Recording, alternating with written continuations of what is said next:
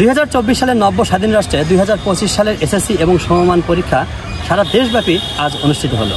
তাই ধারাবাহিকতায় আজকে বগুড়া জেলার ধুনট উপজেলার 4136 জন পরীক্ষার্থীর মধ্যে 4070 জন পরীক্ষার্থী স্বতঃস্ফূর্তভাবে পরীক্ষায় অংশগ্রহণ করেছে। তন্মধ্যে অত্র উপজেলার গোপালনগর ইউনিয়নের খাটিয়ামারি উচ্চ বিদ্যালয়ের ইমরান হোসেন রাতুল শারীরিক প্রতিবন্ধকতার সঙ্গে নিয়েই পরীক্ষায় অংশগ্রহণ করেছে।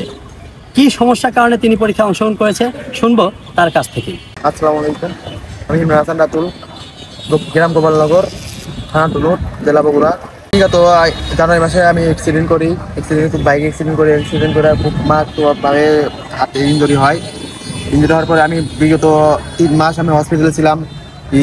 ঈদের আগ পর্যন্ত আমি হসপিটাল থেকে বাসায় এসে পরীক্ষার জন্য প্রসঙ্গ জানাই যে আমি সুস্থ থাকতে আমি রেজিস্ট্রেশন সবকিছু ফর্ম ফিল আপ সবকিছু ওকে করছি।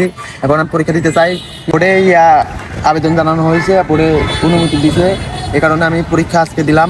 ইনশাল্লাহ অনেক সুন্দর পরীক্ষা হয়েছে, সুস্থ শারীরিক পরীক্ষা অংশগ্রহণ করতে পারছি। দেশবাসীর কাছে একটু দোয়া চাই, দোয়া করবেন আমি যেন ভালো রেজাল্ট করতে পারি, আমাদের পরিবারের হাসি মুখ যাতে উজ্জ্বল করতে পারি। আমি খাটিয়ামারি উচ্চ বিদ্যালয় ধুনট বগুড়া উচ্চ বিদ্যালয়ে পড়ালেখা করি 8ম শ্রেণীতে। আমার বড় ভাই ইনজুরি হওয়ার ফলে তার এসএসসি ব্যাচ পরীক্ষাটা আমি তার স্মৃতি লেখক হিসাবে সম্পূর্ণ করি। আমার এই পরীক্ষাটি দিয়ে অনেক ভালো লেগেছে। আগামীতে আমি যে এসএসসি পরীক্ষাটা দিব এটাতে দিয়ে আমার সেই জড়তা কেটে যাবে। আসসালামু আলাইকুম, আমি আমার ভাতিজা যখন অ্যাক্সিডেন্ট হয় তখনের থেকে আমি নিজেই শারীরিকভাবে দুর্বল এবং আমার ছোট ভাই সে বিগত দিন থেকেই মনে হয় যে ব্লাড ক্যান্সারের একটা রোগী। গত মার্চ মাসের 9 তারিখে আমার ছোটো ভাই মারা যায়।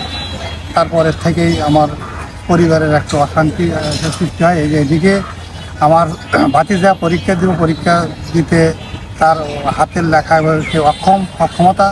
আমি কেন্দ্রের কাছে এবং হেডমাস্টারের কাছে আমি অগ্রসর হই যে আমার ভাতিজা আগামী যে এসএসসি পরীক্ষা দেবে সে কীভাবে দেবে।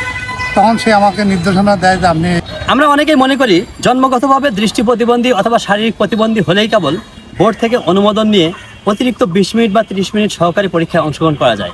কিন্তু না, আপনি যে কোনোভাবে যদি শারীরিকভাবে পরীক্ষা দিতে অক্ষম হন, আপনার দুর্ঘটনাজনিত বা যে কোনো কারণে যদি আপনার পরীক্ষায় অংশগ্রহণ করতে অসুবিধার সৃষ্টি হয়, তবে আপনি বোর্ডের অনুমোদন সাপেক্ষে আপনি পরীক্ষায় অংশগ্রহণ করতে পারেন।